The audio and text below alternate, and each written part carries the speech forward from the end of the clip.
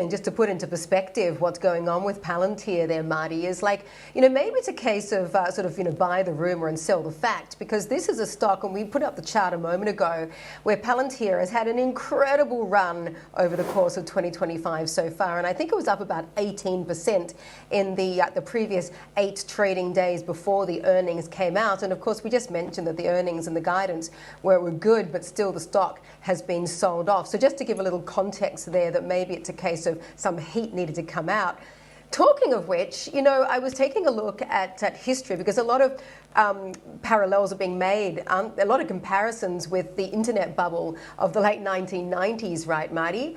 And actually, as that bubble kept on inflating, there were a number of corrections, and corrections are healthy and normal. So what these bank CEOs are warning about, actually could be a healthy development to take some heat out of the AI stocks. So like back in 1998, I think there was a correction, actually almost a bear market drop of about 19%. So this kind of thing isn't out of the ordinary, and we could see some corrections while the AI bubble, or call it what you like, continues to inflate before it tops out.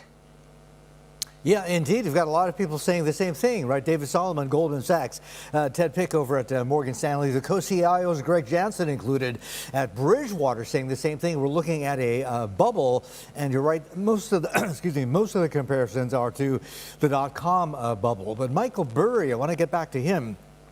That surfer dude stock savant who's just resurfaced after being missing for, 2-3 years or so, suddenly back on X, saying that, look, hey, we see bubbles. And the parallel he's drawing is, of course, to what he's famous for, calling the 07-08 great financial crisis related to the real estate market in the U.S. So,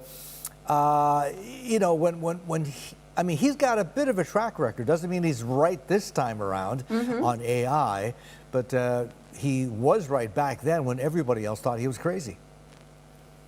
Yeah, absolutely. And I think obviously when someone has hit it on the head, back then you naturally sit up and start to listen whether or not he's correct. I mean, as Becky Quick was saying a moment ago, you put an awful lot on the line. You put everything on the line when you make a short bet like that. I think something else that's really interesting that's going on, Marty, is this is kind of a jobless AI boom. I mean, we've been hearing from so many of the big tech companies about them slashing, like not just thousands, but sometimes tens of thousands of workers, and in large part is because they're replacing those workers with AI and automation. And yet the companies are making great profits on the whole, not all of them, but on the whole. So it's in the past when we've seen companies doing really well, they're hiring, and the job creation is a signal of a healthy economy. And yet what we're seeing now, which is going to create more bifurcation in the economy, is the companies are doing well, but it's at the expense of human jobs.